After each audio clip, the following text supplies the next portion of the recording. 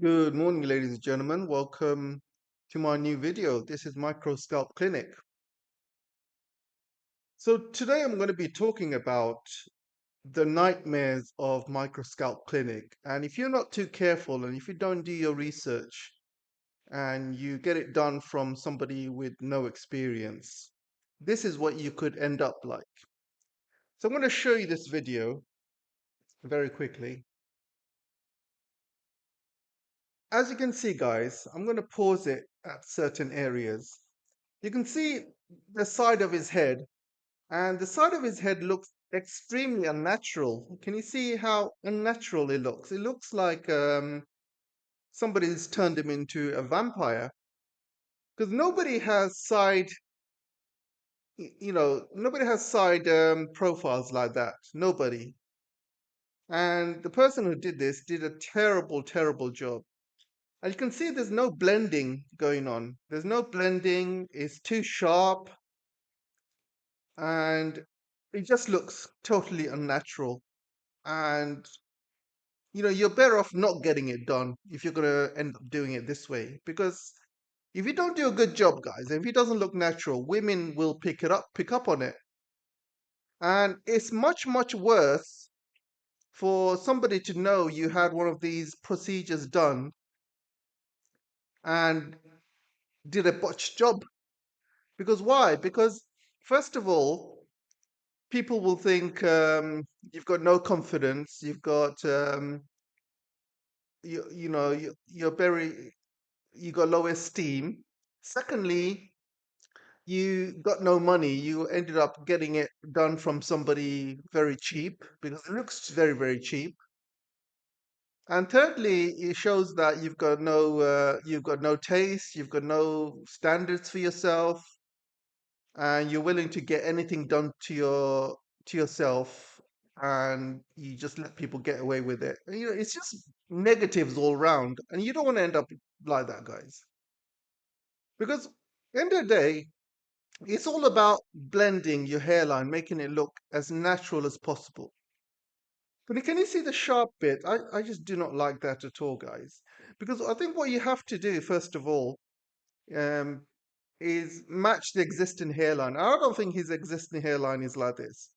And say for some people who don't have an existing hairline, they've been bald for, 10, 20 years. But you got to kind of do it gradually over 3 sessions or so. The first session, what you do is not do it like this, but gradually put these dots further apart and just blend it in with your existing hairline, and that's what you need to do. And especially when it comes to the edges, you do not make it sharp like this. You kind of because normal hairlines are not sharp as that. They are kind of blended in. They are uneven. That's what you need to do. So with the first session, you kind of have it, the dots need to be further apart. You try not to blend it in too much, but you have to be very, very safe. And once the first session is in, then you're gonna wait till it settles down. You wait like a few days or sometimes a week, and the person comes in again, and then you can see how the ink has settled into his head. And on the second session, this is when you start, doing a lot more blend-in work, and you kind of start putting the head together in shape. And the third session, if you do need it, some people need it, some people don't.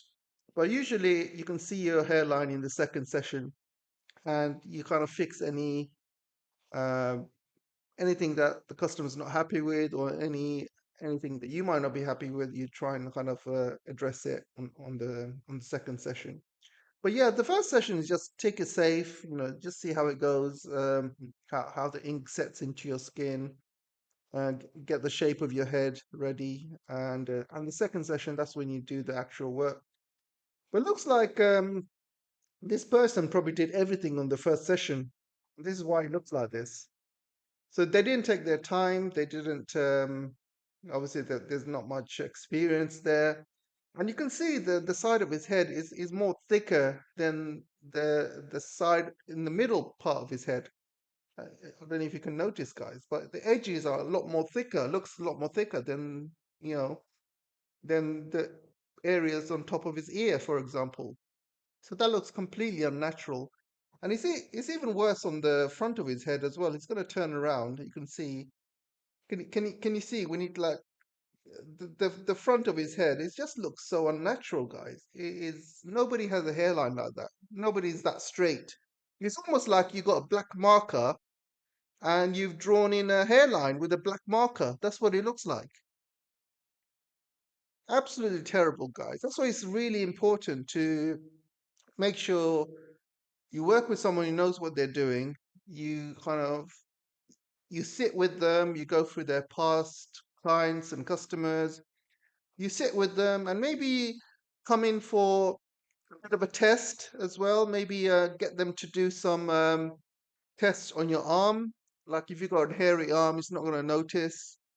Or if you don't have a hairy arm, just say maybe do a few dots on the side of the head and just do a quick test and see and have a chat with them and see how just ask them questions like how do you blend it in, how do you make sure uh, the hairline looks natural. Just ask these questions and see what they say. If they know what they're talking about, and then that's fine. But if they don't know what they're talking about, if they don't give the right answer, just cut them off and go to the next person because your hairline is very, very important, guys. Your hair is very important. And you rather get a good job done rather than somebody just botching it. This is like plastic surgery, right? You got to do your research. You got to make sure you go to doctor who you know they're talking about because they're touching your face, your body, your hair, and it's very, very important. So yeah, I mean, things can go wrong if you're with the wrong person or if they don't have the right experience. Um, and it's just better not to get it done, guys. If you have the confidence to pull off a bald head without getting the SMP, then that's fine. Because at the end of the day, women love confidence. They don't really care about your hair. It's how you make them feel. You know, if you can pull off a bald head and still have the confidence, then women will love you for it. But if you turn up with something that looks like a marker that's been drawn all over your head, this will give alarm bells to a woman. She will think this guy has got no confidence in himself. He did a botched up job of his hair. It doesn't even look natural. It's even worse, guys. It's all about how you make a woman feel. It's much better not to get it done and live your life rather than get a botched job, and that would really ruin your life, guys. So I'm not trying to scare you. I'm just telling you, just do your bloody research, guys. Just do the research. Do not mess up your hair.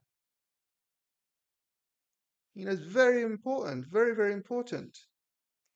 And yeah, just do your research. Come in, have a chat with the person who's doing it. Ask them questions like how many years you've done it, and just ask them technical questions like how would you blend in my hairline? What kind of hairline do you think I would look good in? How would you how would you kind of do the blending? What techniques do you use?